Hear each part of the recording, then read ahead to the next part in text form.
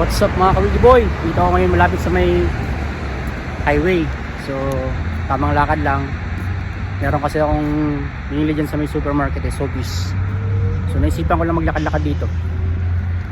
Siya nga pala, meron lang akong payo sa mga gustong magpunta sa bansang Canada.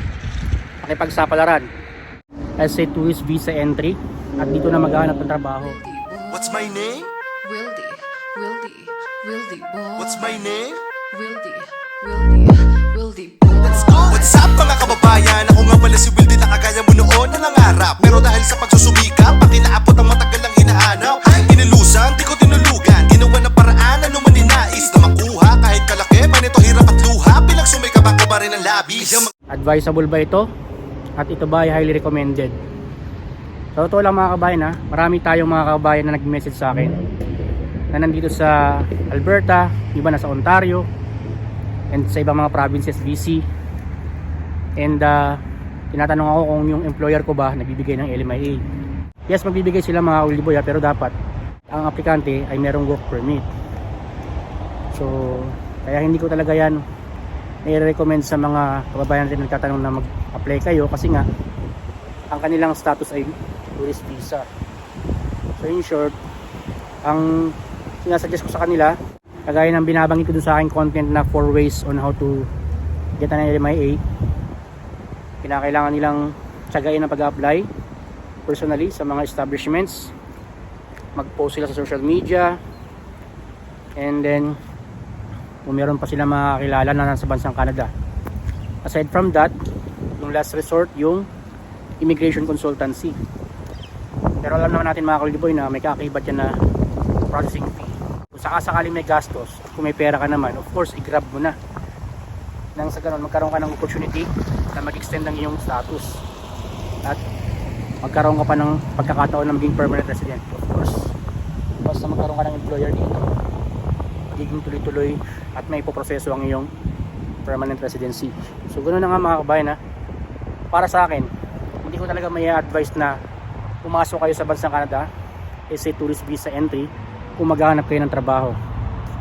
Labas na lang talaga kung meron kayong mga kamag-anak dito na kaya kayong saluhin, meron kayong budget na pag dumating yung time na kinakailangan nyo magpa-immigration consultant is hindi kayo mahihirapan.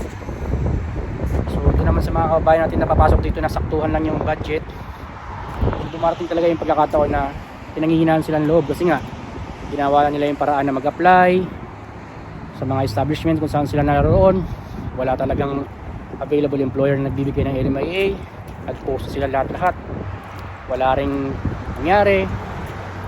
So may mga pagkakataon ng ending, umuwi na lang sila kung saan man sila, halimbawa sa Pilipinas, yung iba kasi tourist visa from other country.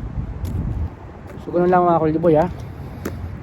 So sakaling papasok kayo dito as a tourist visa entry at dito kayo maghahanap, payo ko lang, pagplanuhan nyo mabuti. So ganoon lamang mga Wildy Boy ha, payo ko yan sa mga kababayan ko na gustong pumasok sa bansang Canada is a tourist visa entry at dito na maghahanap ng trabaho. Kinakailangan planuhin niyo mabuti at kinakailangan meron kayong sapat na budget nang sa ganoon pagdating ng time hindi kayo mahirapan. So ganoon lamang mga Wildy Boy ha, and tandaan nyo mabuti na napakaraming mga paraan para makapagtrabaho kayo dito. Huwag lang kayo mainip, kagaya ng tinuturo ko sa aking mga contents.